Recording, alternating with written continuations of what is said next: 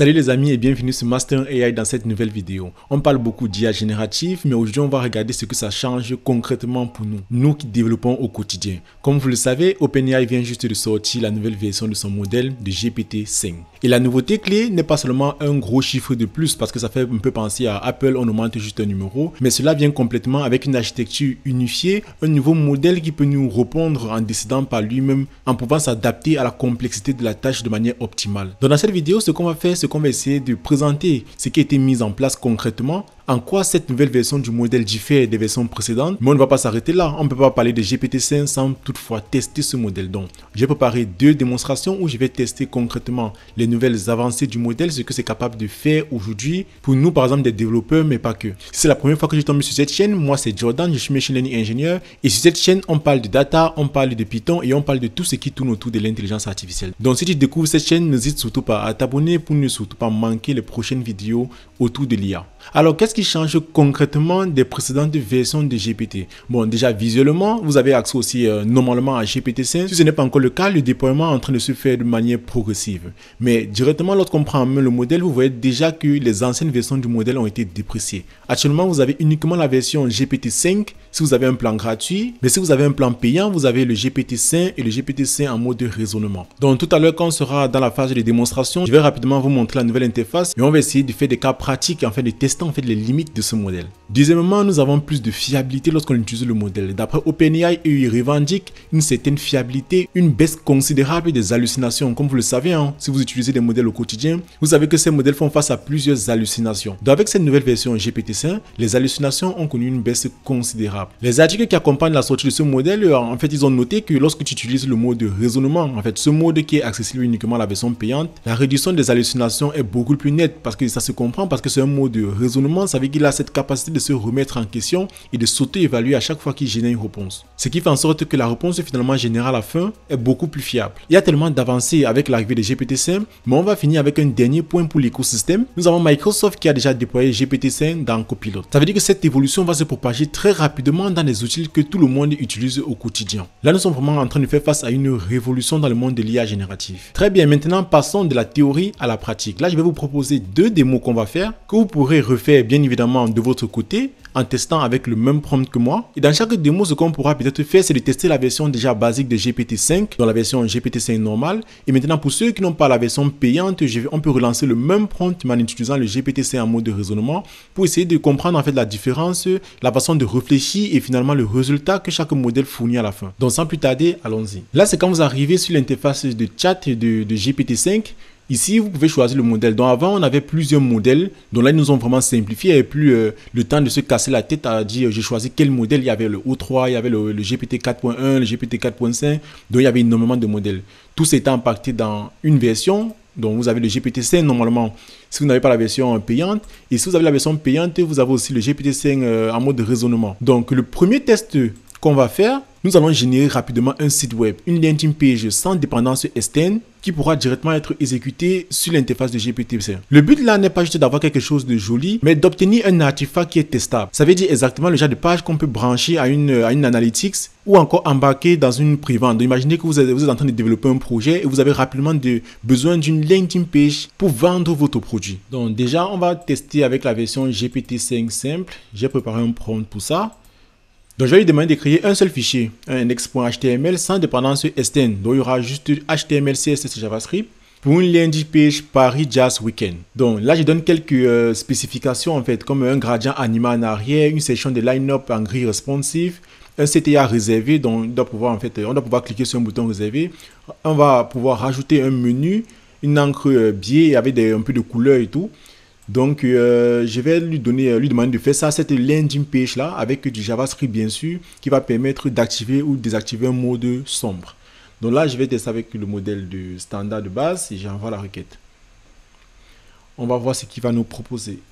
Donc là, il dit qu'il va réfléchir plus longtemps pour avoir un meilleur résultat, mais je peux cliquer là, get a quick answer. Donc là, si on veut une réponse rapide, on peut aussi l'avoir, mais je vais laisser, il va faire ce qu'il fait là. Du coup, là, il a commencé à coder uniquement en HTML, CSS et JavaScript.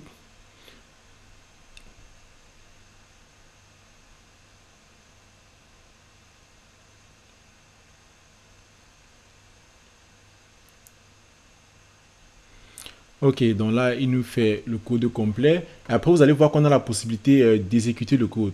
Donc, actuellement, on ne peut pas encore exécuter parce qu'il n'a pas fini de coder. Moi qui ai l'habitude d'utiliser Claude AI pour tout ce qui est code, mais cette version de GPT-5, c'est vraiment, il y a vraiment une amélioration considérable avec les anciens modèles. Donc, je pense que je vais plus me mettre à utiliser ce GPT-5 pour coder et aussi même pour débugger hein, lorsqu'il y a des erreurs et tout. Ok. Là, il est déjà sur la partie JavaScript, donc il est presque à la fin de la génération. Ok, là, il a fini. Donc, ce que je vais faire, c'est que je vais exécuter le code, run. Et vous voyez ça? Là, c'est la landing page qu'il vient de créer.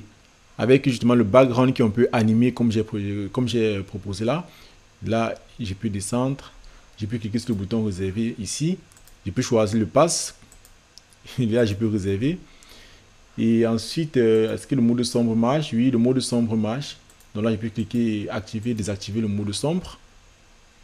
Non, mais c'est vraiment incroyable, quoi. Là où on peut créer des landing pages très rapidement. Donc, ce que je vais faire, c'est que ce même prompt-ci, je vais passer au mode GPT-5 en mode de raisonnement. C'est ce que je vais faire. Donc, vous voyez qu'actuellement, là, vous pouvez simplement copier le code. Hein. Vous copiez le code, vous mettez dans un fichier HTML ou bien vous téléchargez même directement le fichier index.html. Ça marche exactement comme vous voulez, quoi. Donc, ce que je vais faire, c'est que je vais créer une nouvelle discussion. Je vais prendre le même prompt là, mais sauf que je vais choisir le modèle GPT-5 Thinking. Et on va voir si c'est différent ce qu'il nous propose. Pareil, je peux cliquer là pour avoir une réponse rapidement, mais là, je vais laisser. Là, vous voyez déjà qu'il réfléchit un peu plus longtemps et il dit à chaque fois ce qu'il est en train de faire. Ok. Là, il a commencé à coder.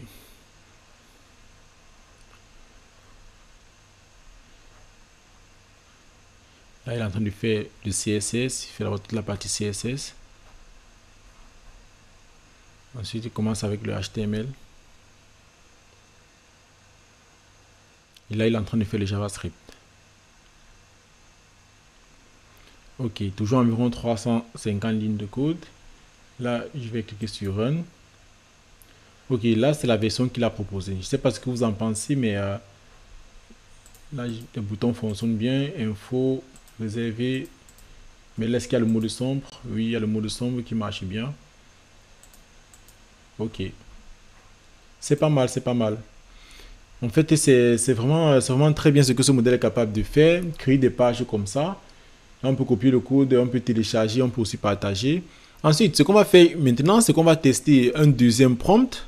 Ça sera un jeu vidéo. Parce que oui, là, c'est juste une tâche simple de création d'une landing page. Mais qu'est-ce qui se passe lorsqu'il y a un peu d'algorithme à faire derrière? Donc, on va créer un jeu vidéo. Ça sera le jeu vidéo du Breakout. Je ne sais pas si vous connaissez ce jeu. Donc là, je vais créer une nouvelle discussion. Et pareil, on va tester déjà avec le modèle GPT-5 de base. Et ensuite, j'ai préparé un prompt pour ça. Donc là, c'est le jeu Breakout, comme j'ai dit. Et on peut décrire ce qu'il doit faire. En fait, commence par un plan du moteur de jeu, boucle, collision, etc. Donc, il va gérer tout ce qui est les boucles, les collisions, les états. Et ensuite, il va ajouter justement des courbes de difficulté qu'on pourra justement choisir sur l'interface. Et ensuite, je vais demander d'implémenter quelques modes en fait pour choisir par exemple la difficulté et tout. Donc là, je vais envoyer et on va voir ce qu'il nous propose. Là, il explique rapidement d'abord c'est quoi le jeu, boucle de jeu, état, ready, etc. Et là, c'est un peu la partie algorithmique. Donc là, il est en train de réfléchir. Donc là, c'est un peu la partie algorithmique qui est écrite en JavaScript du coup. Et on va voir ce qu'il propose à la fin. Il écrit son code purement en JavaScript. Ce qui est bien, c'est qu'il commente aussi à chaque fois. Je ne sais pas vous, mais j'ai hâte de voir le résultat. Là, il est sur la partie de construction des briques. Ok. Là, il explique un peu. Ce qui est bien, en fait, là, il documente à chaque fois son code avant de terminer. Ok. Là, je peux exécuter le code, run code, et on va voir. Chargement du moteur. Donc, là, je vais mettre jouer. Mais là, c'est bien plus petit. Mais là, le jeu, je crois que c'est un peu plus, c'est plus petit, quoi. Il y a bien le jeu, mais c'est trop petit. Vous voyez là, on peut bien jouer, mais c'est très petit là. Bon, ce que je vais faire, c'est que je vais tester ce même prompt avec la version Thinking et on va voir ce qu'il propose. Je vais copier le même prompt et je vais demander à le GPT-5 Thinking. Comme ceci. Je tape. Ok. Là, on va voir si la version qui est proposée par le modèle de raisonnement est mieux que la version précédente.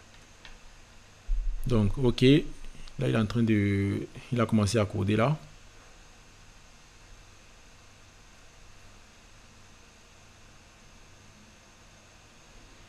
Il y avait le GPT-5.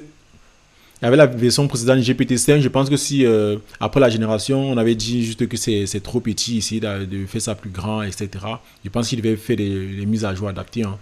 C'est juste que pour éviter que la vidéo soit trop longue, vous présentez rapidement la différence entre ces deux modèles.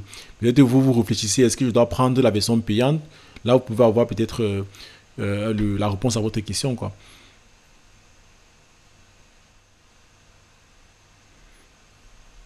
Là, il y a la fonction principale, il est en train de finir déjà, il finit la génération là.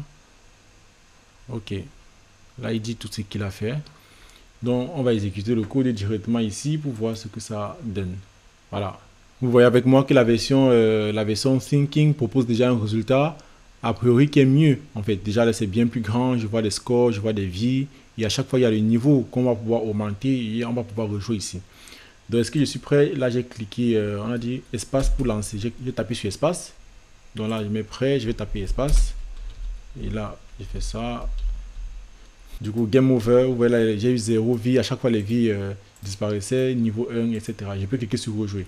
Vous voyez que la version qui est proposée par le GPT, le GPT-5, en version raisonnement, est beaucoup plus avancée, quoi. La version qui est proposée est beaucoup plus avancée. Donc, vous voyez avec moi donc le GPT-5 est capable de sortir un code complet d'un mini-jeu comme ça, même si c'est vraiment pas trop complexe, mais sans erreur du premier coup.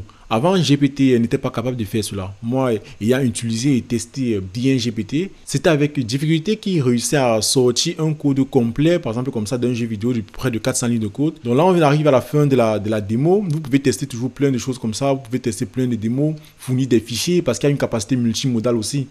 Donc là, ici, vous pouvez fournir des fichiers, analyser, générer des images avec le GPT-5. Il y a tellement de façons de tester ça. Mais vous pouvez vraiment pousser en fait les tests, même avec la version GPT-5 de base. Nous arrivons à la fin de cette vidéo. Merci d'avoir tenu jusqu'à la fin. Vous avez vu avec moi que cette révolution d'OpenAI avec la sortie de GPT-5 apporte une version unifiée du modèle. On n'a plus besoin de se casser la tête en choisissant le modèle qu'on va utiliser pour exécuter une certaine tâche. Avant, on pouvait choisir O3, on pouvait choisir 4.1, etc. Donc là, c'est vraiment un seul modèle qui va pouvoir s'adapter. Vous pouvez avoir une réponse rapidement ou vous pouvez laisser le modèle réfléchir plus longtemps afin d'avoir une réponse qui est un peu mieux adaptée. Nous avons donc testé 2 cas d'utilisation qui impliquent un codage. Donc déjà, la création d'une landing page et aussi la création d'un mini-jeu vidéo avec le GPT-5 de base et le GPT-5 en mode Thinking. Vous avez pu observer par vous-même la différence entre ces deux modes-là. N'hésitez pas à me dire ce que vous en pensez de tout ça et aussi comment vous allez utiliser GPT-5 au quotidien et si cette révolution-là est également valable pour vous ou non. Vous savez généralement que c'est une guerre, une bataille entre ces IA-là. On va voir ce que les concurrents de OpenAI vont proposer. Et moi, je pense que forcément, il y aura une suite à ça. Allez, n'hésitez pas à liker la vidéo si vous l'avez aimé. Si vous n'êtes pas encore abonné, n'hésitez surtout pas à le faire pour ne pas manquer les prochaines vidéos sur Master AI qui parlent toujours d'IA, qui parlent de Python, qui parlent de la data. Salut et à très bientôt sur Master AI.